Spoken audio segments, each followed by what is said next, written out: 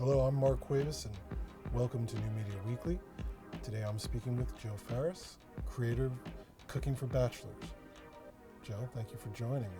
Thank you for having me.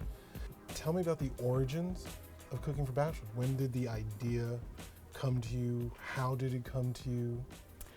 Okay.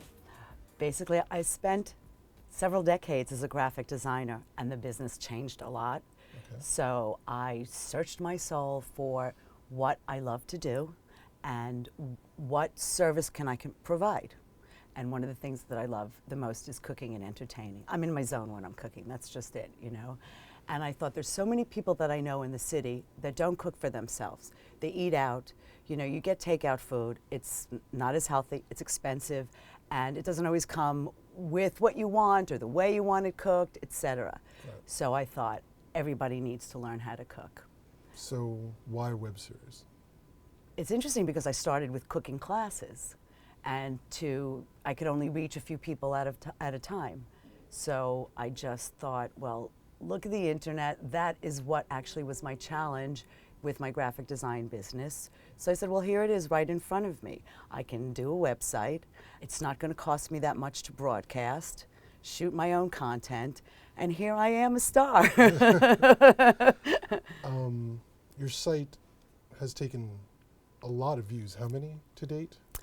Well, we have a lot of views across the internet, that it's not just on our site. I believe our site is somewhere in the vicinity of 5,000 average. You know, sometimes it's hard to tell, Right. depending on whether they're repeat viewers or unique viewers.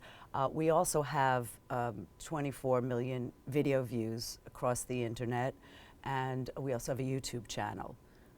We're also on Daily Motion, Howcast, and Vidler and Vimeo.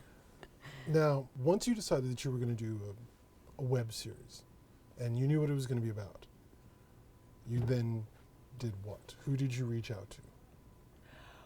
Well, interesting. I reached out to, first I met somebody looking to shoot pilots for television series, and I said, oh, that's putting all my eggs in one basket. Right. So I actually had some friends that gave me names. One was the editorial director of Spike TV, Okay. and his suggestion was, keep it to 5 minutes, you know, give it all you got, and just put it on the internet.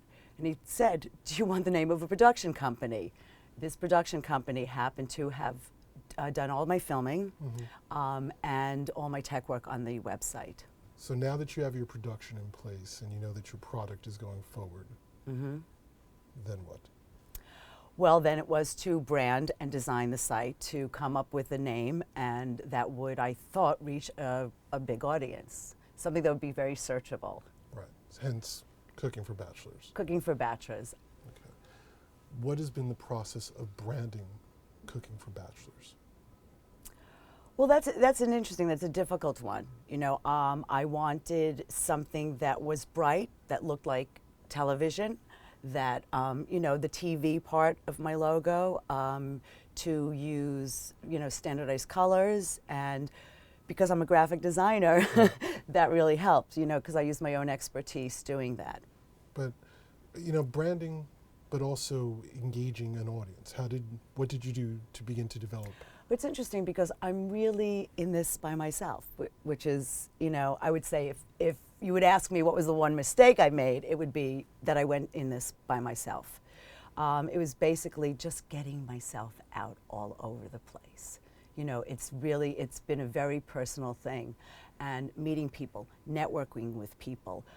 Also another thing was bringing people on my show that had an audience themselves, live musicians, some other food companies, and other guests that would be interesting, so that I would bring their audience as well. So it's really spreading myself out intelligently as much as I can, you know. It's almost like campaigning for office. It's exactly. It's going out there personally. It's leaving my cards in the subway, in you know, restaurant bathrooms. It's really was like a one-man campaign. Exactly.